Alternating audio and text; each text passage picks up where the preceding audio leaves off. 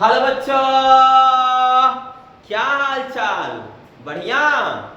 आप बढ़िया तो हम भी बढ़िया। और सब बताइए, आप लोगों का पढ़ाई कैसा चल रहा है? समय का सदुपयोग होना चाहिए। हमारा आप लोगों से यही विनती है, समय को पालन करना है, समय के अनुसार चलना है। समय कम है इसलिए पढ़ाई भी समय के अनुसार होना है। ठीक है, मन लगा के पढ़ाई कीजिए, किसी के बात पर बहकावे में मत आइए, इधर उधर मत जाइए, मन लगा के पढ़ाई कीजिए। हाँ, जिस दिन रिजल्ट आएगा उस दिन ये कोई नहीं देखेगा कि आप क्या कर रहे थे, बस सब कोई रिजल्ट ही देखेगा। तो आप लोगों से यही रिक्वेस्ट है मेरा, आज की दुनिया रिजल्ट के पीछे भाग रही है, तो आप भी रिजल्ट के ही पीछे भागिए। कुछ ऐसा कर दीजिए कि रिजल्ट आपके पीछे भागे, आप रिजल्ट के पीछे मत भागिए। हाँ, तो चलिए इस वीडियो को आप शुरू से अंत तक देखिए। और मैं मनीष गुप्ता आप लोगों का मैं इस ये कंसेप्टिंग यूट्यूब चैनल पर एक बार फिर से दिल से स्वागत करता हूं और शुरू करता हूं आज का सेशन एक नए अंदाज में, नए तरीके से। आज का जो सेशन है ये है क्लास 12th का Hindi chapter 12th, class 12th chapter 12th, class 12th chapter भी 12th। और आज का है आप लोगों के बीच समरी। तो इस समरी को आप लोग मन लगा के पढ़ाई कीजिए। सॉरी समरी नहीं, ऑब्जेक्टिव है, ऑब्जेक्टिव है, ठीक है, सॉरी। आज आपके बीच क्या प्रस्तुत किया गया है? ऑब्जेक्टिव, है ना। चैप्टर 12 का क्या प्रस्तुत किया गया? ऑब्जेक्टिव। अगर आप लोग को ये वीडियो अच्छा लगता हो तो चैनल को सब्सक्राइब कीजिए और साथ ही साथ लाइक कीजिए और कमेंट करके बताइए कि आप लोगों को ये वाला ऑब्जेक्टिव चैप्टर 12 का जो तिरिच पाठ है कैसा लगा। तिरिच पाठ का ऑब्जेक्टिव आप लोगों को कैसा लगा जरूर कमेंट करके बताइएगा, ठीक है। और साथ ही साथ लाइक करना ना भूलिएगा। तो चलिए इस सेशन को नए अंदाज में, नए तरीके से शुरू करते हैं। थाम लीजिए अपने दिल को, क्योंकि आज दिल से दिल की बात होगी। एक ही गो दिल बाटे सीना के भीतरिया, इहे दिल लागल बा पढ़ाई से। जीना जीना जीना रे उड़ा गुलाल, माही तेरी चुनरिया लहराई। लेकिन लहराना तब है, चुनरी अब की बार नहीं, आपकी बार ध्वज लहराना चाहिए, अपनी जीत का डंका बजना चाहिए। हम जीतेंगे और जरूर जीतेंगे, हमारी जीत की आवाज दूर दूर तक सुनाई देगी। हाँ, चलिए हिंदी क्लास 12 चैप्टर 12 का ऑब्जेक्टिव तिरिच पाठ है। लेखक का नाम उदय प्रकाश है। चलिए उदय प्रकाश द्वारा रचित पाठ को हम लोग ध्यान से पढ़ते हैं, उनके ऑब्जेक्टिव को। इस पाठ में ऑब्जेक्टिव क्या दिया है? मेरे लाडलो, मेरे रसगुल्लो, मेरे नन्हे मुन्ने परियों, ध्यान देना है। तिरिच के लेखक कौन है?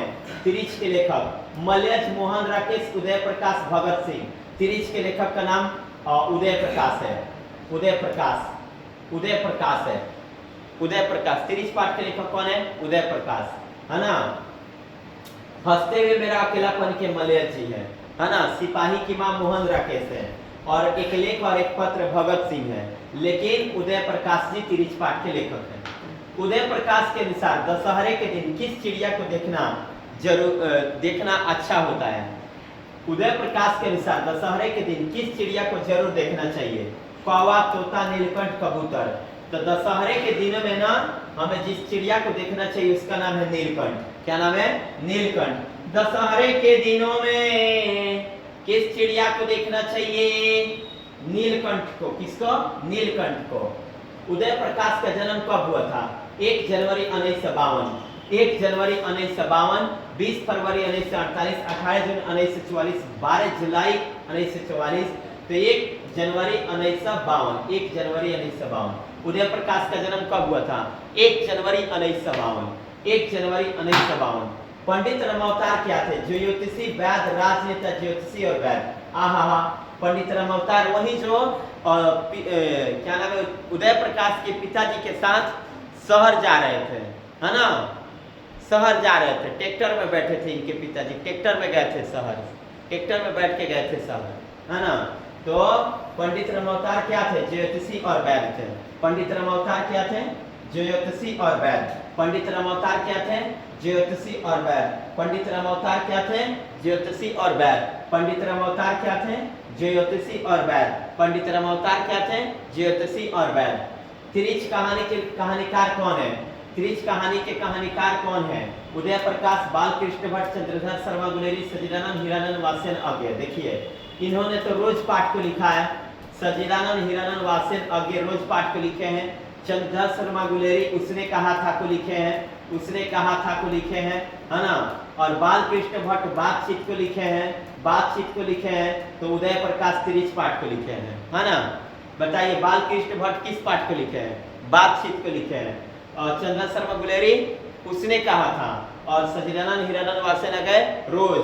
तो उदय प्रकाश जी तिरिच पाठ को लिखे हैं। कौन सी कृति उदय प्रकाश की है? रिक्ष, दरियाई घोड़ा, रिक्ष दरियाई घोड़ा और रिक्ष दरियाई घोड़ा, ध्यान देना है। ये किधर चला गया? रिक्ष दरियाई घोड़ा और क्या था देखते हैं। रिक्ष दरियाई घोड़ा, लिहाफ, नीली झील। बताइए निम्न में कौन कृति उदय प्रकाश की है? रिक्ष, दरियाई घोड़ा, लिहाफ, नीली झील। तो दरियाई घोड़ा उदय प्रकाश की है। दरियाई घोड़ा किसकी कृति है? उदय प्रकाश की। दरियाई घोड़ा किसकी कृति है? उदय प्रकाश की। दरियाई घोड़ा किसकी कृति है? उदय प्रकाश की। दरियाई घोड़ा किसकी कृति है? उदय प्रकाश की। दरियाई घोड़ा किसकी कृति है? उदय प्रकाश की। कौन सी कृति उदय प्रकाश की नहीं है? पीली छतरी वाली लड़की, पॉल गुमेरा का स्कूटर, और टूटा हुआ पुल, और अंत में प्रार्थना। देखिए इसमें ना टूटा हुआ पुल उदय प्रकाश का नहीं है, लेकिन ना पीली छतरी वाली लड़की उदय प्रकाश का है, पॉल गुमारा का स्कूटर उदय प्रकाश का है, और अंत में प्रार्थना उदय प्रकाश का है। लेकिन टूटा हुआ पुल इनका रचना नहीं है। तिरिच कौन सी कहानी है? मिथिकीय, मनोवैज्ञानिक, सांस्कृतिक, प्रतीकात्मक। प्रतीकात्मक है। तिरिच कैसी कहानी है? प्रतीकात्मक। तिरिच कैसी कहानी है? प्रतीकात्मक। तिरिच कैसी कहानी है? प्रतीकात्मक कहानी है। तिरिच कैसी कहानी है बताइए? तिरिच प्रतीकात्मक कहानी है। तिरिच कैसी कहानी है बताइए? तिरिच कैसी कहानी है? तिरिच प्रतीकात्मक कहानी है। तिरिच कैसी कहानी है? प्रतीकात्मक। पिताजी की मृत्यु कैसे होती है? तिरिच के काटने से, धतूरे के जहर से, दुर्घटना से। आंसर लिखेंगे मानसिक सदमे और अधिक रक्तस्राव से, है ना। मानसिक सदमे और अधिक रक्तस्राव से उनकी मृत्यु हो जाती है। साथ में तिरिच तो काटा ही था, लेकिन मानसिक सदमा था और अधिक खून बह गया था। लोगों ने पत्थर मारा था, एक व्यक्ति तो रॉड से ही मार दिया था एक व्यक्ति ने, तो ज्यादा खून गिर गया था शरीर से। मानसिक सदमा हो गया था और ज्यादा खून गिर जाने के कारण उनकी मृत्यु हो गई। तिरिच कहानी के पिताजी का नाम क्या है? तो हाँ, रामेश्वर नाथ प्रसाद। रामेश्वर नाथ प्रसाद था। रामेश्वर नाथ प्रसाद। रामेश्वर नाथ प्रसाद, हाँ, बकेली ग्राम के मुखिया थे ये। किस ग्राम के? बकेली ग्राम के मुखिया थे। बकेली ग्राम के मुखिया और एक्स स्कूल के हेडमास्टर थे, है ना। बकेली ग्राम के क्या थे? मुखिया थे और एक्स स्कूल के हेडमास्टर थे। और एवा परेवा उदय प्रकाश की कैसी कृति है? और एवा परेवा उदय प्रकाश की कैसी कृति है? उपन्यास, कहानी संग्रह, कविता संग्रह, इनमें से कोई नहीं। तो अरेवा परेवा कहानी संग्रह है। अरेवा परेवा उदय प्रकाश की कैसी कृति है? अरेवा परेवा उदय प्रकाश की कैसी कृति है? अरेवा परेवा उदय प्रकाश का कहानी संग्रह है। अरेवा परेवा उदय प्रकाश की कैसी कृति है? कहानी संग्रह है। तिरिच कहानी का केंद्रीय घटना का संबंध किससे है? तिरिच कहानी का केंद्रीय घटना का संबंध किससे है? कहानीकार से, कहानीकार की मां से, कहानीकार के पिता से, कहानीकार के मित्र से। अच्छा, कहानीकार के मित्र का नाम थानू था। कहानीकार के मित्र का नाम क्या था? थानू, है ना। राम स्वारथ, राम स्वारथ, इनके पिताजी का नाम राम स्वारथ था। राम स्वारथ था। और क्या नाम है? उदय प्रकाश जी के पिताजी का नाम राम स्वारथ था इस पाठ में, है ना, जो बकेली ग्राम के मुखिया और एक स्कूल के हेडमास्टर थे। तिरिच कहानी के केंद्रीय घटना किससे संबंधित है? कहानीकार के पिता से।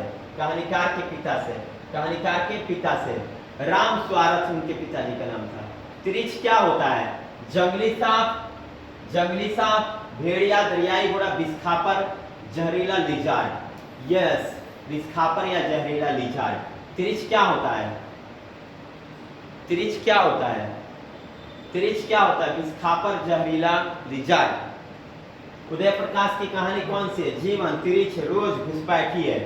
तिरिच। उदय प्रकाश की कहानी कौन सी है? तिरिच। उदय प्रकाश की कहानी कौन सी है? तिरिच। उदय प्रकाश की कहानी कौन सी है? उदय प्रकाश की कहानी का नाम बताइए। तिरिच। उदय प्रकाश ने किस पत्रिका का संपादन विभाग में काम किया? उदय प्रकाश जी ने किस पत्रिका के संपादन विभाग में काम किया? दिनमान, इंडिया टुडे, प्रत्येक, धर्मयुग। हाँ, तो उदय प्रकाश ने जिस पत्रिका के संपादन विभाग में काम किया उसका नाम है दिनमान। ऑप्शन नंबर ए, दिनमान। उदय प्रकाश जी किस पत्रिका के संपादन में काम किए थे? उदय प्रकाश जी किस पत्रिका के संपादन में काम किए थे? तो उदय प्रकाश जी जिस पत्रिका के संपादन में काम किए थे उसका नाम था दिनमान। क्या था? दिनमान। नाम बताइए। दिनमान। उदय प्रकाश जी ने किस पत्रिका के संपादन विभाग में काम किया? दिनमान में। इनमें से कौन सी पुस्तक उदय प्रकाश की नहीं है? दरियाई घोड़ा, तिरिच, मालती फूल गई, अरेवा परेवा। तो इनमें कौन सी पुस्तक उदय प्रकाश की नहीं है? दरियाई घोड़ा इन्हीं की है, तिरिच इन्हीं के हैं, अरेवा परेवा इन्हीं की है, लेकिन मालती फूल गई इनका नहीं है ना? मालती फूल गई इनका नहीं है। उदय प्रकाश जी की इसमें से कौन सा पुस्तक है? तो दरियाई घोड़ा उदय प्रकाश जी की है, तिरिच भी उदय प्रकाश जी के, अरेवा परेवा उदय प्रकाश जी के, लेकिन मालती फूल गई इनका नहीं है। आगे देखिए। पिताजी की अवस्था क्या थी? पिताजी की अवस्था क्या थी बताइए? पिताजी की अवस्था क्या थी? 50 वर्ष, 55 वर्ष, 60 वर्ष, 62 वर्ष। तो उस समय पिताजी की अवस्था कब वर्ष थी? 55 वर्ष थी। हाँ, जब उनको तिरिच काटा था। पिताजी की अवस्था कितना वर्ष थी? 55 वर्ष। पिताजी शहर किस वाहन से गए थे? Lorry, rickshaw, car, tractor. Yes, tractor, जिसमें रामावतार भी थे, है ना? रामावतार भी थे। राम स्वारथ इनके पिताजी का नाम था, उदय प्रकाश जी के। पिताजी शहर किस वाहन से गए थे? ट्रैक्टर के माध्यम से पिताजी कहाँ गए थे? शहर गए थे। मास्टर नंदलाल किस गांव के निवासी थे? पलड़ा, टंगड़ा, दंगड़ा, झगड़ा। तो मास्टर नंदलाल जिस गांव के निवासी थे वो था पलड़ा। मास्टर नंदलाल किस गांव के निवासी थे? पलड़ा। मास्टर नंदलाल किस गांव के निवासी थे? पलड़ा। मास्टर नंदलाल किस गांव के निवासी थे? पलड़ा। मास्टर नंदलाल किस गांव के निवासी थे? पलड़ा। मास्टर नंदलाल किस गांव के निवासी थे? पलड़ा। बैंक के पास किस पान वाले की दुकान थी? बैंक के पास किस पान वाले की दुकान थी? एथी में, शहर में बुन्नू, चुन्नू, करीम, माखन। तो बैंक के पास किस पान वाले की दुकान थी? बुन्नू के।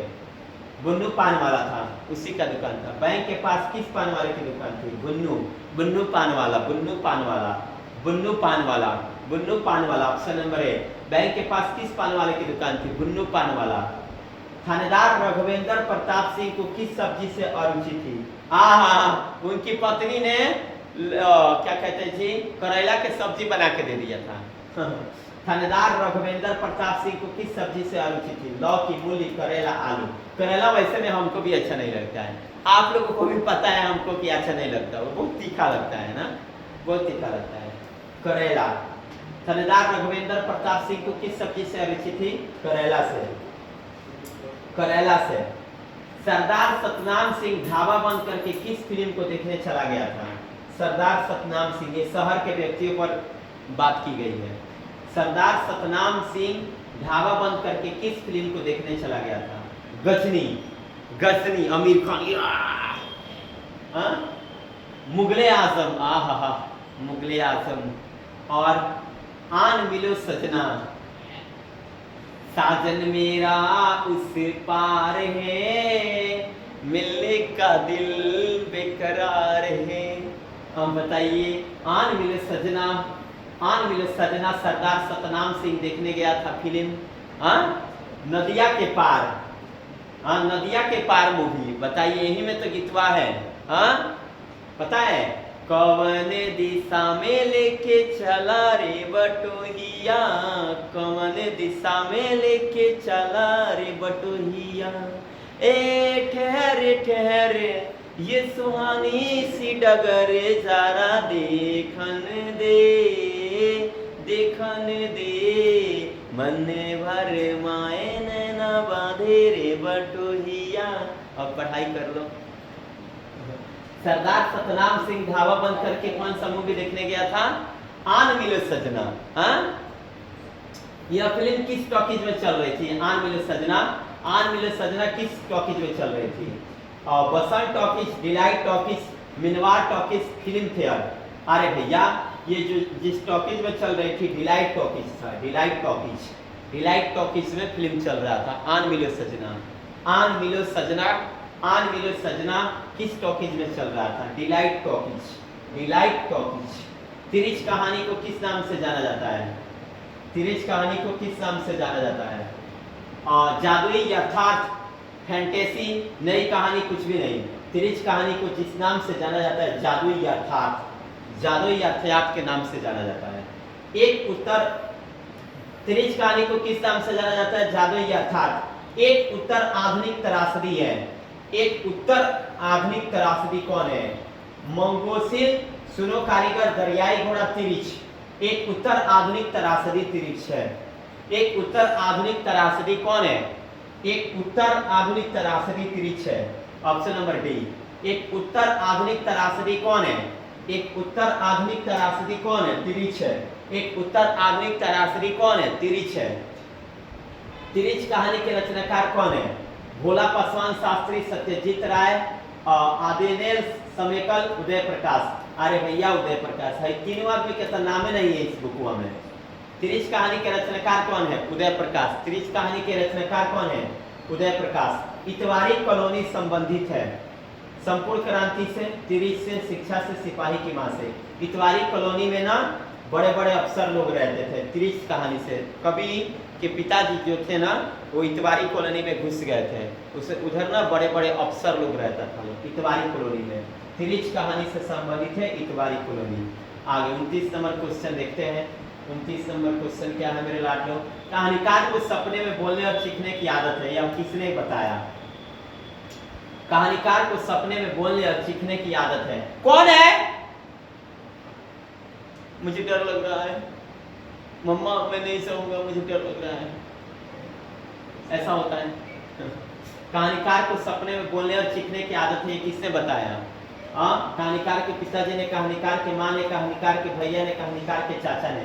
कहानीकार के माँ ने बताया कि बेटा तुमको सपने में चीखने और चिल्लाने की आदत है ना बेटा, तुमको सपने में चीखने और चिल्लाने की आदत है। कहानीकार तिरिच की लाश को जलाने जंगल में किसके साथ गया था? कहानीकार तिरिच के लाश को जलाने के लिए किसके साथ जंगल में गए थे? सानु, भानु, थानु, कृषानु। कहानीकार तिरिच को जलाने के लिए जंगल में गए थे थानु के साथ। मिट्टी का तेल और दिया सलाई लेकर के और कुछ डंडा लेकर के। तिरिच को कैसी कहानी माना जाता है? तिरिच को कैसी कहानी माना जाता है बताइए? आदर्शवादी कहानी, आदर्शोन्मुखी कहानी, जादुई यथार्थ की कहानी, बिंबात्मक कहानी। तिरिच को ना जादुई यथार्थ की कहानी माना जाता है। तिरिच को कैसा कहानी माना जाता है? जादुई यथार्थ की कहानी, जादुई यथार्थ की कहानी। तिरिच किस प्रकार की रचना है? आधुनिक त्रासदी, सुखांत की हंसी लाने वाली, आधुनिक कॉमेडी। अरे भैया, आधुनिक त्रासदी है। तिरिच किस प्रकार की रचना है? आधुनिक त्रासदी। तिरिच किस प्रकार की रचना है? आधुनिक त्रासदी। तिरिच किस प्रकार की रचना है? आधुनिक त्रासदी। तिरिच किस प्रकार की रचना है? आधुनिक त्रासदी। तो इस तरह से इस चैप्टर में 32 यानी कि 32 ऑब्जेक्टिव थे। हमको आशा है कि आप लोगों को ये 32 ऑब्जेक्टिव पक्का समझ में आया होगा मेरे लाडलों, मेरे परियों। तो मन लगा के पढ़ाई कीजिए और जबरदस्त, समय को बर्बाद नहीं करना, जबरदस्त पढ़ाई कीजिए, ठीक है? तो आज के लिए इतना ही काफी। तो आशा करता हूँ कि आप लोगों को ये वीडियो पक्का समझ में आया होगा। तो लाइक कर दीजिए, शेयर भी कीजिए और साथ ही साथ चैनल पर नए हैं तो चैनल को सब्सक्राइब कीजिए। हाँ, कमेंट करके बताइए कि आप लोगों को ये वीडियो कैसा लगा। शेयर करना नहीं भूलना है, ठीक है? हंसते रहिए, मुस्कुराते रहिए, मन लगाकर पढ़ाई करते रहिए। मिलते हैं फिर से नेक्स्ट वीडियो में इसी अंदाज में, इसी तरीके से। तब तक के लिए जय हिंद, जय भारत।